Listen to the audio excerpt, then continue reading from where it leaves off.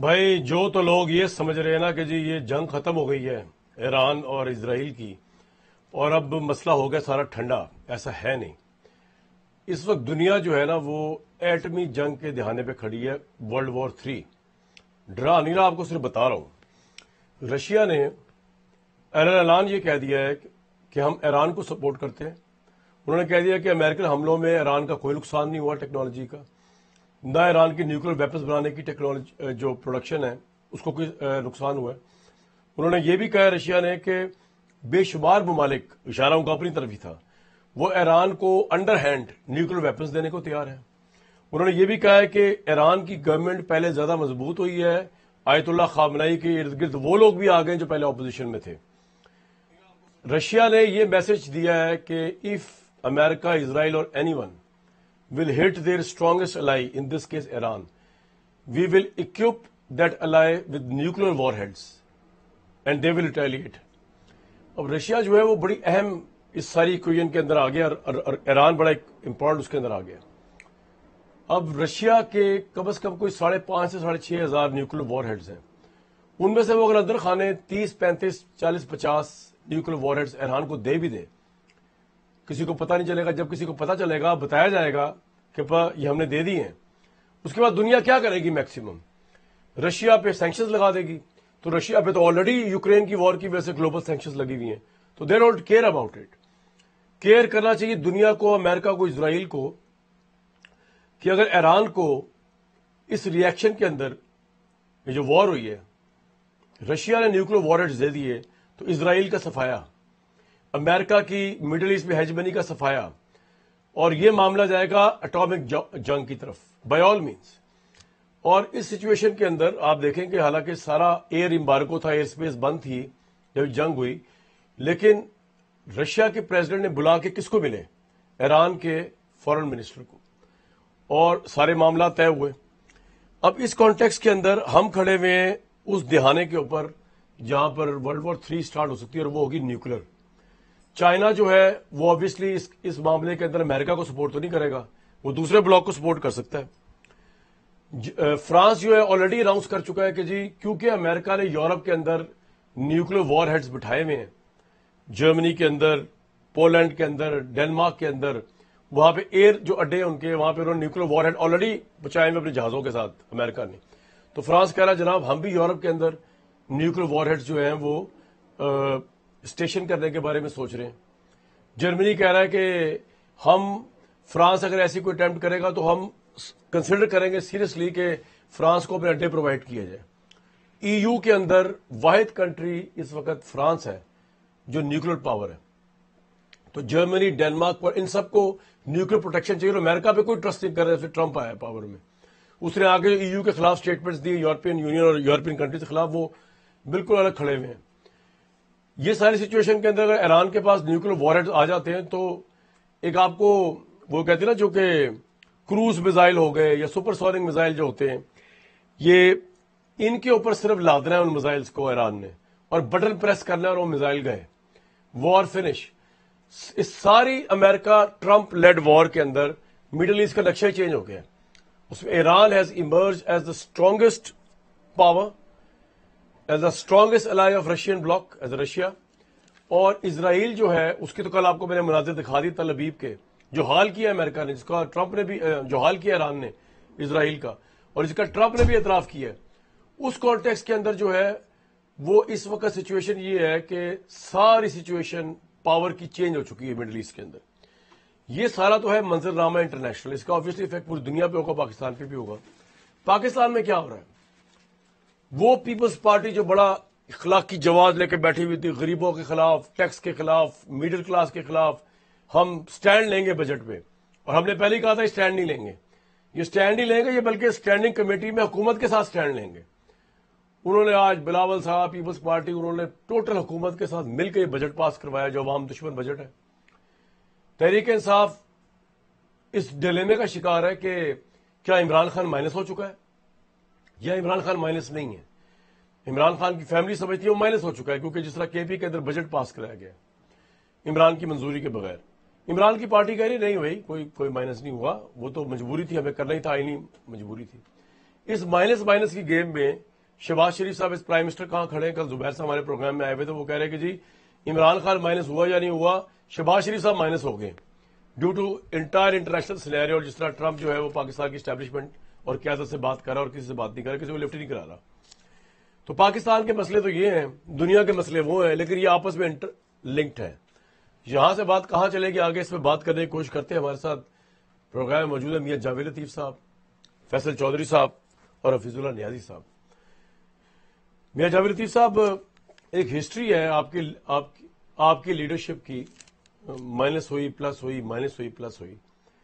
जो डिबेट पाकिस्तान में आज चल रही है कि इमरान खान इज माइनस, इमरान खान के चाहने वाले कह रहे हैं कि जी पार्टी से माइनस हो भी जाए कोई फर्क नहीं पड़ता, क्योंकि इससे पहले नून लीग में से भी किंग्स पार्टीज निकाली गई थी, चौधरी ब्रदर निकल गए थे और बड़े लोग निकल गए थे। उसके बाद क्या हुआ, अवाम जब तक डाइवोर्स ना दे पॉलिटिकली, अवाम जब तक माइनस ना करे लीडर को, वो लीडर माइनस नहीं होता। आप एक सियासी मुखालिफ हैं तहरीक इंसाफ के, आपके नजदीक किस हद तक इमरान खान माइनस हो गया है इन द प्रेवलेंट सिचुएशन, जब इमरान, जिनको सबसे बड़ा दुश्मन समझता है अपना स्टैब्लिशमेंट, उनके सरबरा जो है वो मुल्क की सुपर पावर के साथ मिल भी रहे हैं, उनको एडवाइस भी कर रहे हैं, और मुल्क दुनिया की सुपर पावर जो है वो उनसे इंप्रेस भी है। वो ट्रंप जिसने आके इमरान खान के जेल के रास्ते खोलने थे, वो ट्रंप इस वक्त स्टैब्लिशमेंट के पाकिस्तान के साथ खड़ा हुआ है, और राइटली खड़ा हुआ है। पाकिस्तान जंग जीता, स्टैब्लिशमेंट जंग जीती, और पाकिस्तान के आर्मी चीफ की बात को दुनिया में सुना जाता है, माना जाता है। आप किस तरह देखते हैं सर सिचुएशन को, मियां साहब? कामरान शाहिद साहब, शुक्रिया आपका। जो आप शख्सियात के माइनस होने की या किसी जमात के माइनस होने की बात करते हैं, अगर इससे पहले मुझे ये इजाज़त दे दें, जो आपने बात पहले की कि दुनिया में जो सिनेरियो चेंज हुआ, या चाहे चेंज होता है या रास्ते खुलते हैं अमन से, या जंगों के बाद रास्ते नए खुलते हैं। पाकिस्तान के अंदर जब पाकिस्तान एटमी क़ुव्वत बना था तो एक सफारती सतह पे या सफारती जदोजहद से नवाज शरीफ को एक मौका मिला था कि इस खित्ते में अपनी बालादस्ती और इंडिया को टेबल पर मुज़ाकरात के लिए लाए, और वो लेके आए। उसके बाद क्या हुआ, ये एक अलग कहानी है। या इस जंग के बाद जो इंडिया के साथ जंग हुई है, उसमें आर्मी चीफ के दिलेराना क़यादत और उसका मदब्बर पन और उसकी दूर अंदेशी से उसकी शख्सियत वाक़यातन एक दुनिया में ऐसी ताकतवर शख्सियत के रूप में नज़र आई है। पाकिस्तान एक ताकतवर रियासत के तौर पर सामने आया है कि अमेरिका जैसे मुल्क के सदर को आर्मी चीफ से मिलना मजबूरी बन गया इन हालात में, या इस खित्ते की सूरत हाल को देखते हुए। तो मैं ये कहूँगा कि पाकिस्तान को इस सूरत हाल से जो इस खित्ते की बन गई है, या ईरान की जंग के बाद जो दुनिया में एक ताकत का तवाज़न जो बिगड़ा है, इससे भरपूर फ़ायदा उठाना चाहिए और मदबराना और दूर अंदेशी से पाकिस्तान के लिए फ़ैसले करने होंगे। अब आ जाएँ, जो आप बात कर रहे हैं कि कौन माइनस हुआ या कौन माइनस नहीं हुआ, तो देखें ताकतवर वही होता है या जिसके पास, ठीक है, या जिसके जी मैं वही अर्ज़ करने लगा हूँ, ताकतवर वही होता है जिसके पास या ताकत हो या अवामी ताकत हो। अब जिसके पास ताकत है उसका मैं नाम आर्मी चीफ आसिम मुनीर के नाम से ले चुका हूँ।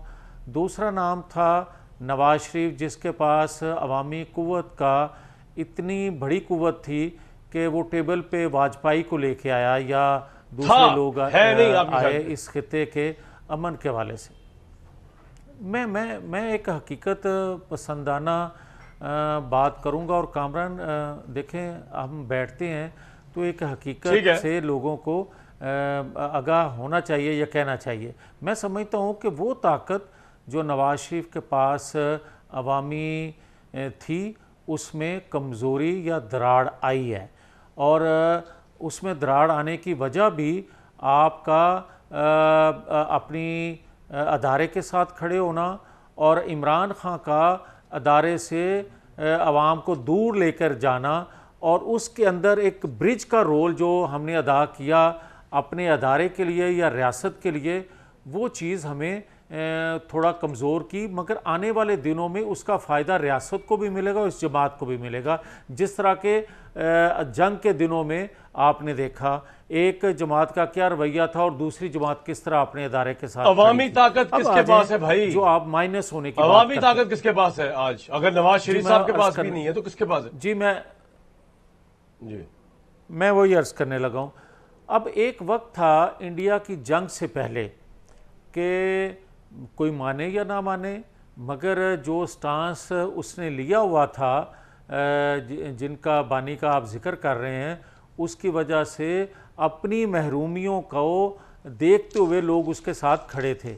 मगर जो उसने फिर जंग के दौरान अपना रवैया अपनाया या उनकी बहन ने जो गुफ्तगू की, उसके बाद उससे अवाम का जो एक तल्लक या उसकी तरफ झुकाव था, वो आज एस्टेब्लिशमेंट के साथ है। वो आज तल्लक अवाम का फौज के साथ खड़ा है। क्यों? आइन कानून आपको उस वक्त याद आएगा, इंसानी हकूक़ आपको उस वक्त याद आएंगे जब आपकी सलामती जो है वो महफूज होगी। जब आपकी सलामती ख़तरे में होगी तो लोगों को सबसे पहले अपनी आज़ादी की फिक्र होगी, जिस वजह से आज 80 to 90% इमरान खान आज माइनस है क्योंकि जंग जो जीती। बिल्कुल अवाम से भी माइनस हुआ है अपने अमाल से, और आज एस्टेब्लिशमेंट के साथ लोग इसलिए खड़े हैं या खड़े हो गए हैं एक मेजॉरिटी में, बल्कि बहुत बड़ी मेजॉरिटी में, कि उन्होंने जो इंडिया को एक बड़ी पावर को शिकस्त दी और पाकिस्तान की सलामती को महफूज बनाया। यह है हकीकत।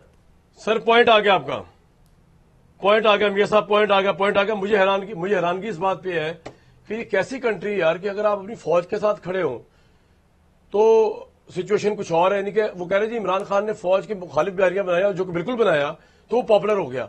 मैं तो इस अवाम पे भी हैरान हूं कि ये किस तरह का उनका सोच है। लेकिन बहरहाल फैसल चौधरी साहब, इमरान खान अपने अमाल की वजह से आज अवाम से माइनस हुआ है। You agree with that? अवाम साथ रही है इमरान से। सबसे पहले तो मियां जावेद लतीफ़ को अरसा दराज के बाद आपने उनकी जो पर्दा कुशाई की उस पर मुबारकबाद कि मियां साहब दोबारा जो हैं वो लाइमलाइट में आए हैं। लेकिन मियां साहब क्योंकि शायद वो लास्ट वीक पर्दा कुशाई हो चुकी है इनकी जी। अच्छा नहीं, मेरे साथ तो पहले दफ़ा हैं, तो मैंने कहा कि वो क्योंकि लाइन और लेंथ से हट के वाइड बॉलें करा रहे हैं तो नो बॉलें भी कराई हैं इन्होंने। इमरान खान को अल्लाह माइनस न करे तो कौन माइनस कर सकता है सर? कभी सियासतदान भी माइनस हुए हैं, कभी पॉपुलैरिटी भी माइनस हुई है। आज आप एक फ्री एंड फेयर इलेक्शन करा लें, आपको आटे दाल का भाव मालूम पड़ जाएगा। माइनस तो हुए हैं मियां नवाज शरीफ साहब, और जावेद लतीफ़ साहब ने उसका बरमला एडमिट किया उसको। मियां नवाज शरीफ साहब रायवंड में रखे हुए वो एक साइड टॉय हैं जिनके से ना कोई पूछता है, जिनसे ना कोई सलाह लेता है, ना वो एक्टिव हैं, ना वो सियासत में नज़र आ रहे हैं, ना वो किसी और जगह पर नज़र आ रहे हैं। तो माइनस तो मियां नवाज शरीफ हुए हैं, माइनस तो नवाज लीग हुई है। देखिए जंग के दौरान कोई ऐसा रवैया नहीं था। इमरान खान का सबसे ज़्यादा ज़िम्मेदाराना रवैया था। पहलगाम इंसिडेंट के बाद मैं भी गया था, मैं भी मिला, और उन्होंने पूरी कौम को यकजहत होने का मैसेज दिया और मोदी के ख़िलाफ़ कहा कि हम पाकिस्तान के साथ खड़े हैं, और हम बिल्कुल डिवीज़न का तासुर जो है उसकी नफ़ी की जंग के बाद भी। ये खुशामदाना तरीक़ाकार है कि आपके पास अपनी कारकर्दगी ना हो। आपने कौन सी महरूमी अवाम की दूर की हैं जो आप पॉपुलर हो गए और इमरान खान माइनस हुए? आपने लोगों को खाना दे दिया, आपने किसानों की गंदम के रेट बढ़ा दिए, आपने ताजरों को रिलीफ दिया, आपने वज़ीरों को रिलीफ दिया, आपने 10 खरब रुपए की ऑडिट रिपोर्ट के मुताबिक करप्शन की है। इसके अलावा आपके क्रेडिट पर क्या है? आप फ़ौज का क्रेडिट जो है उसके ऊपर जो है वो भंगड़े डालते हैं। भाई फ़ौज ने जंग लड़ी है, बिल्कुल दिलेराना लड़ी है, उसकी क़यादत ने लड़ी है, और हम जो है हिंदुस्तान को शिकस्त दी है। इसमें किसी को दो राय नहीं होनी चाहिए। आपका कंट्रीब्यूशन क्या है?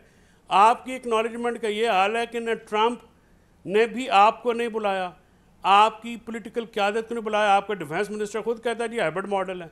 हाइब्रिड मॉडल का तो प्रैक्टिकली मीन ये है कि ये न 3 में न 13 में स्टपनी है, ये तो डिग्गी में पड़े हुए हैं। कल में डिग्गी में थे, आज भी डिग्गी में हैं। जिन्होंने बात करनी थी दुनिया ने उनसे बात की है, वो तुर्की हो, वाशिंगटन हो, बाकी भी जहाँ पे मामलात होने हैं वो उनसे कर रहे हैं। इनका क्या अपना लेना देना है? ना ये 3 में है ना 13 में है, ना आज थे ना आज हैं, ना कल थे, ना आइंदा कल होंगे। जिनके पास अवाम की ताकत ही नहीं है, कामरान साहब वो किस बात की बात कर रहे हैं? ये क्या, ये हमेशा क्रेडिट लेते हैं जी जी अफवाज पाकिस्तान का और उसको अपने खाते में लिखते हैं। भाई आप अपना क्रेडिट बताएं, कौन सा बजट में आपने रिलीफ दिया? पीपल्स पार्टी को तो खैर आप पानियाँ जानियाँ देखें ना, वो तो बेचारे इस काबिल नहीं है। आपके शो पे भी मैंने कहा था कि जी सवाल ही नहीं पैदा होता कि ये सजे खबे हो सके। वो साउथ में कहते हैं कि साईं जानन तो बनाई जानन। गुजारिश है कि अपना ये जितनी बड़ी सिलसिला इनका पता है, आज भी अगर कोई माइनस है, अवाम में माइनस नून लीग है, पंजाब में माइनस नून लीग है, नवाज शरीफ है, और उनकी पार्टी एक हाइब्रिड मॉडल पे एडमिटेडली इनके अपने वज़रा कह रहे हैं चल रही है। ये हाइब्रिड जिस दिन निकला तो इनके पल्ले देखता हूं मैं क्या रह जाएगा। राइट। तो अलीमा खान ने क्यों कहा कि इमरान खान माइनस है? नंबर 1। नंबर 2, इमरान खान की अगर अपनी पार्टी पे गिरफ्त कायम है तो उनके मना करने के बावजूद केपी का बजट कैसे पास हुआ? आपकी पार्टी लीडर लेस क्यों है? रोज मिलते हैं, मुलाकातें होती हैं, इतना स्ट्रांग करिश्मा इमरान खान का, वो माइनस नहीं हुए हुए। तो फिर उनकी बहन क्यों ये कहती, फिर उनकी पार्टियों के खिलाफ क्यों चल रही है?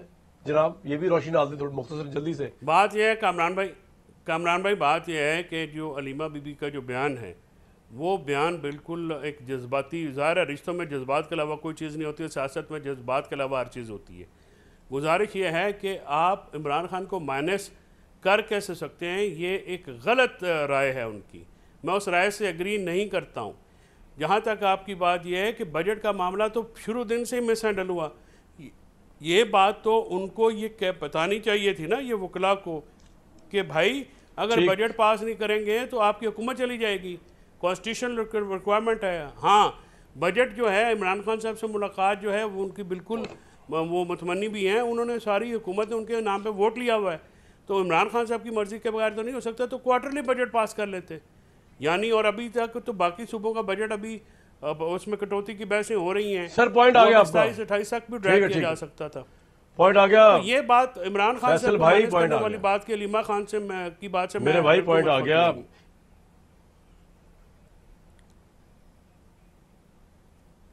सही है। हफीजुल्लाह नियाज़ी साहब, इधर उधर ट्रंप प्लस प्लस पे चल रहा है। नोबेल पीस प्राइज यूएस की गवर्नमेंट ने उसके लिए अनाउंस कर दिया है। जंग पहले उसने कराई, फिर उसने बंद कराई, फिर उसने क्रेडिट ले लिया, लेकिन रशिया वगैरह मानने को तैयार नहीं। वो कहे न्यूक्लियर वेपन देंगे ईरान को। वो वर्ल्ड वॉर 3 की तैयारियां हो रही हैं, उधर ट्रंप के पीस की तैयारी हो रही है, ग्लोबल पीस प्राइज की। और हम यहां पर अभी हमारी डिस्कशन ये हो रही है आज, जो कि पाकिस्तान में हो रही है, कि भाई ये गवर्नमेंट माइनस हो गई, नवाज शरीफ साहब माइनस, शहबाज शरीफ साहब माइनस। आप बता रहे थे भी आपको फैसल साहब, मियां साहब को उन्होंने साइड टॉय कह दिया, शहबाज शरीफ साहब को स्टेपनी कह दिया। समझ नहीं आ रहा सर आपके नजदीक क्या हो रहा है, कि कौन माइनस कौन प्लस है सारे सिस्टम में? ये मुल्क किसके हाथ में है? शुक्रिया कामरान। पहले तो अपने घर को मेरे ख्याल में उसकी ज़रा तज़ीन व आराइश कर लें। और इस घर के अंदर मेरा तो एक उम्र गुजरी है जब ऊपर वाले कह देते हैं कि माइनस, तो उसको माइनस ही समझा करें। ये ना फैसल साहब के पास की बात है, ना मेरी, ना जावेद लतीफ़ साहब, यहाँ फ्रस्ट्रेट होते रहते हैं, टामक टोलियाँ मारते रहते हैं।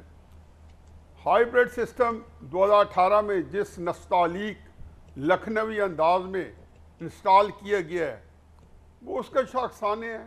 ये माना कि इमरान खान साहब के वक्त में जो हाइब्रिड सिस्टम था वो जाहिर है कि उसके बाद आने वाला सिस्टम जो था उसे 2 चांदोना था, और इसके बाद आने वाला सिस्टम जो है और इससे भी ज़्यादा 2 चांद रहेगा। ये तो एक जब तक एक अमल जो है वो कहीं पे किसी अपनी लॉजिकल एंड पे नहीं पहुंचता। मुझे बताएं कि क्या फैसल चौधरी साहब जो बहुत ही मेरे हाई स्टीम में रखता हूँ, बड़े अच्छे जयद वकील भी हैं, बहुत मेहनती हैं, थॉरली प्रोफेशनल है। क्या ये इस बात की तायद नहीं करेंगे कि मियाँ नवाज शरीफ साहब के साथ जो कुछ है वहाँ पे जन भाजपा का और जो लोग जिम्मेदार थे उनको आर्टिकल 6 के साथ ट्राई करना चाहिए? क्या ये इस बात की तायद नहीं करेंगे ये साकिब निसार साहब जो चंद जजेस थे जिन्होंने इमरान खान और साकिब निसार 2017 में 18 में, चलो उसमें बाद में आते हैं। देखिए मैं हकीकत समझता हूँ कि 2018 का इलेक्शन इमरान खान ने नहीं कराया और 2024 का इलेक्शन जो है शहबाज शरीफ ने नहीं करवाया। ये जिन्होंने कराया है उनके साथ एक झगड़ा अलहदा है, वो करना चाहते हैं लड़ाई तो फैसल साहब ही कर ले। तो भाई ये बेनिफिशियरी है तो ये भी मुजरिम होंगे अगर आप समझते हैं इमरान खान मुजरिम होगा अगर बेनिफिशियरी 2018 के रिग्ड इलेक्शन का बेनिफिशियरी खाली भाजपा को तो टांग सकते भाजपा साहब को ना।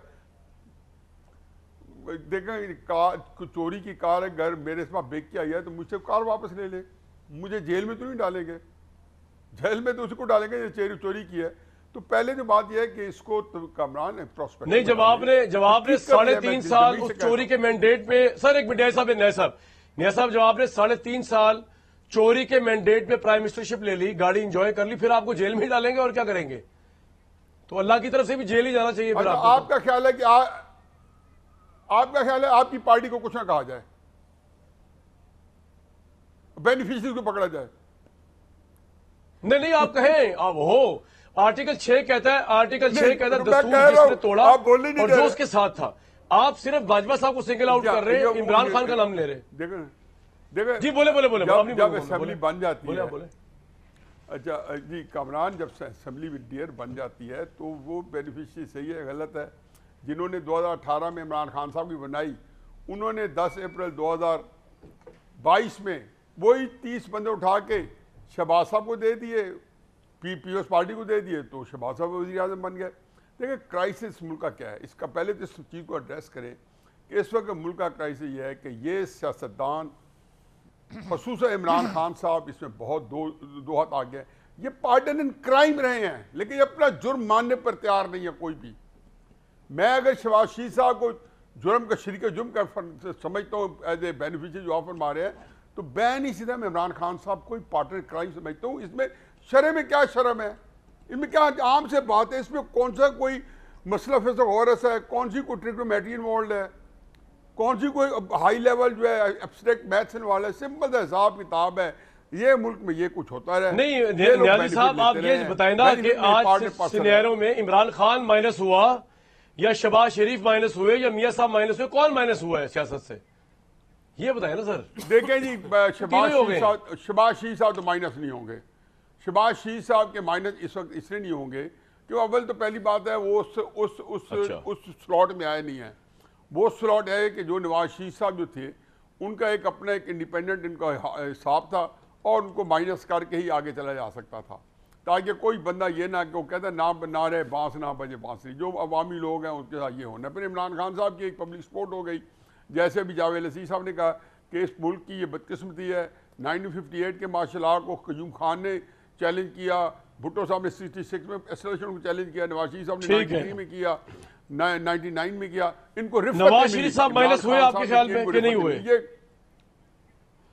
मैं इससे बड़ी क्या बात है कि बेचारे अपनी सियासत देखें, उनके पूरी पार्टी सके भाई समेत इस वक्त फौज की नौकरी कर रही है, तो नवाज शरीफ साहब के पास क्या बचा है? इसी तरह इमरान खान साहब की तहरीक इंसाफ आज फौज की नौकरी कर रही है। भुट्टो साहब अभी जिंदा थे, सारी पार्टी इनको नगार आंखों ने देखकर 1978-77 में अभी फांसी नहीं लगी थी, कोजा हक की नौकरी करना शुरू कर दी थी। ये कई और कहानी है। असल बात माइनस का ये है कि इस वक्त मुल्क में पॉइंट आ गया सर, आपका पॉइंट आ गया। तो आपने अगर नहीं, मेरे एक बड़े इंपॉर्टेंट पॉइंट है कि जब तक इमरान खान साहब को भी ये समझाना पड़ेगा कि आपको पहले नवाज शरीफ साहब के मेरिट पे ग्रीवेंसेस एड्रेस करने पड़ेंगे और जब उनके हो जाए तो फिर आपके भी होने चाहिए, इसमें कोई बात नहीं। लेकिन ये कहना कि दिन वो जो है उसको रहने दे और मुझे ही सारा कुछ करे, मुझे उसके फायदे पहुंचाए नुकसान पहुंचाए, तो फिर मेरे ख्याल सड़ते रहेंगे सियासतदान, एक दूसरे लड़ के मर जाएंगे और जलील होते रहेंगे।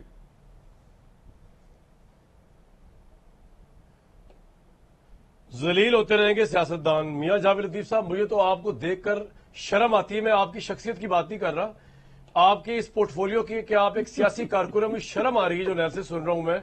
और उसके बाद भी आप लोग सियासत में हैं कि अभी 2 लोग आपको बता रहे हैं कि आप नौकरी कर रहे हैं, आप स्टेपनी हैं, आप साइड किक हैं, आप टॉय हैं, और उसके बावजूद आप दीदा दलेरी से आप लोग बैठे हुए हैं, अपनी पार्टियों को डिफेंड भी कर रहे हैं।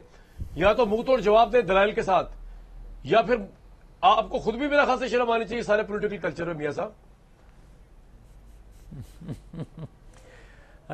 कामरान साहब, शर्म तो आप हर मौके पे हमें दिलाते रहते हैं और हम शर्मिंदा कई जगहों पे रहते हैं, मगर अगर आप हफीज़ुल्लाह न्याज़ी साहब की बात सुन लें तो मेरा ख्याल थोड़ी बहुत शर्म आपको भी आएगी।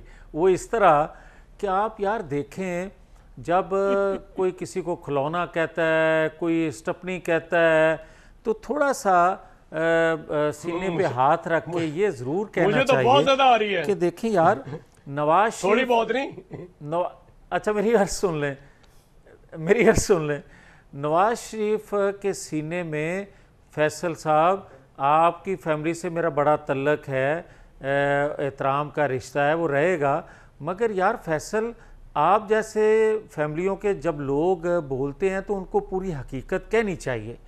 क्या नवाज शरीफ ने 3 दफ़ा के प्राइम मिनिस्टर ने 2 दफ़ा के चीफ मिनिस्टर के सीने में कितने राज होंगे कि उसने रियासत के लिए, रियासती अदारों के लिए अपने फ़ायदे में ज़ुबान नहीं खोली, बल्कि राज आज तक राज ही रहने दिए कि अदारे को या रियासत को नुकसान ना पहुँचे। एक बंदा 3.5 साल प्राइम मिनिस्टर रह के उसने वो कुछ कह दिया अपने फ़ायदे के लिए, अपनी मकबूलियत के लिए, अपनी पॉपुलैरिटी के लिए, जिससे रियासत को भी या अदारे को भी नुकसान पहुंचा।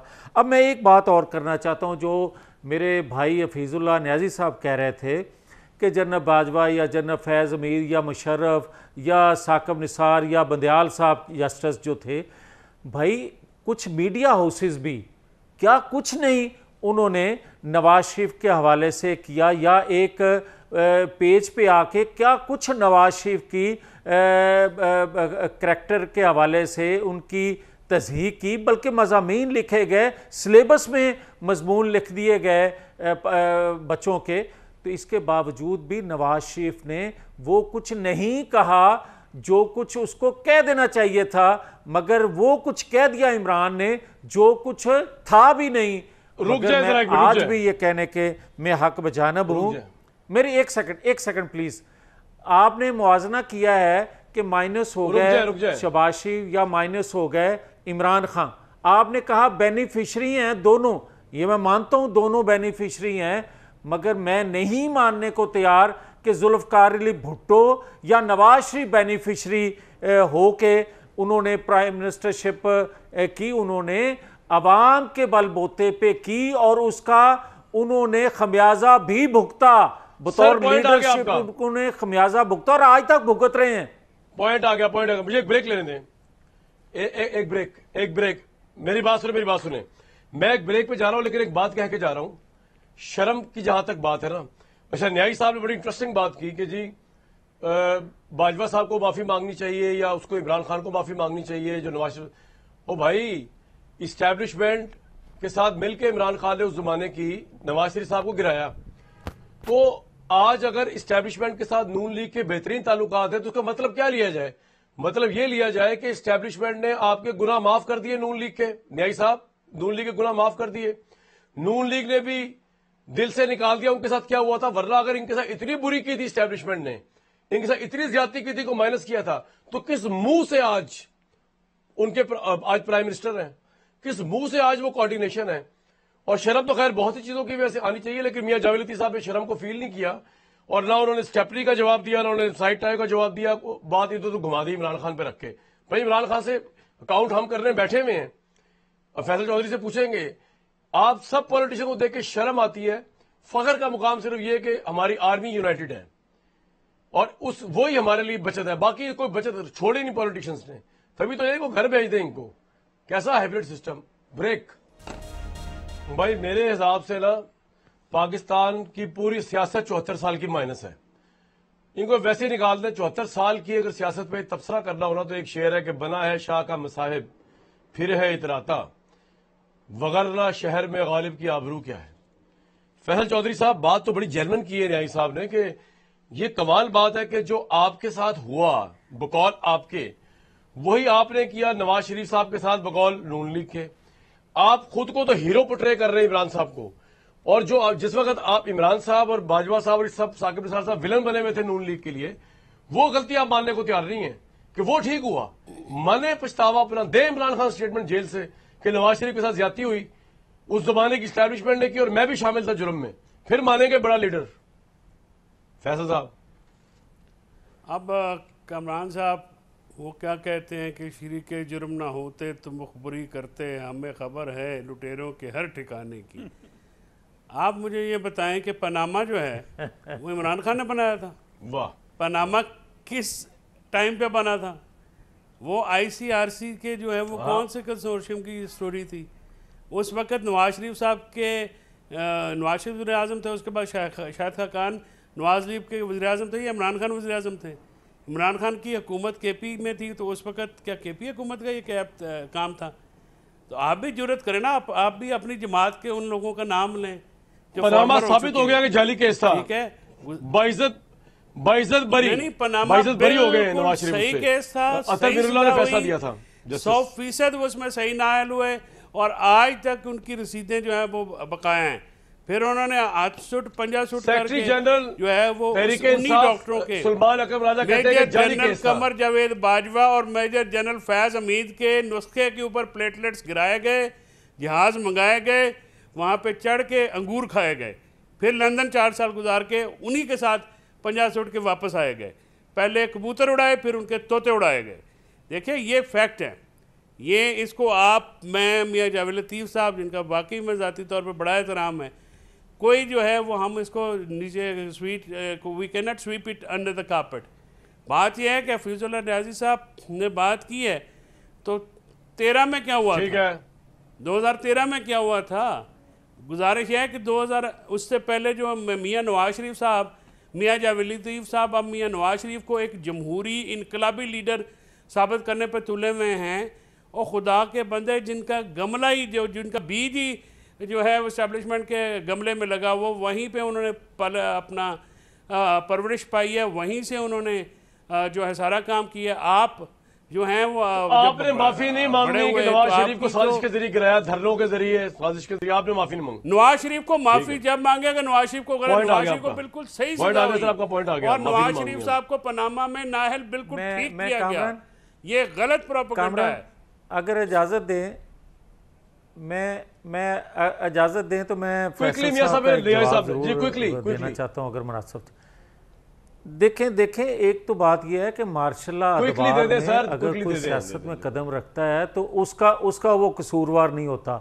अब दूसरी बात जो आप भी बार बार कर रहे हैं, मैं कर रहा हूँ, फैसल कर रहे हैं या न्याजी साहब कर रहे हैं, देखें 75 सालों में अगर किसी ने बुरा किया है, नाइंसाफ़ी की है, जुल्म किया है, उस वक्त की क़यादत जो एस्टेब्लिशमेंट की थी, तो आज की क़यादत पे नहीं आप उसका वज़न डाल सकते, उसको शरीके जुर्म नहीं ठहरा सकते। हमें गिला है आज की लीडरशिप से ये, और मेरे जैसे बेशुमार लोगों को गिला ये है कि भाई आपने, मेरी बात तो सुन लें ना, बात सुन लें। जो पहले अदवार में उस वक्त की क़यादत हमारे साथ करती रही, जिस तरह परवरिश करती रही इमरान खान की, उसका अशरे अशीर ही बता दे आज की क़यादत के इमरान खान के साथ क्या सलूक अच्छा करके उसको लीडर बनवाया गया, या आज खैबर पख्तूनख्वा में क्या हो रहा है, या आज जेल के अंदर उसके लिए किसका दबाव है। कामरान आज कुछ तो बता दिया जाए, आज की लीडरशिप को बताना चाहिए ताकि लोगों को हकीकत का पता चल सके। फैसल साहब जैसे शुरफा जो है उनको इल्म हो सके आज के इमरान खान के लिए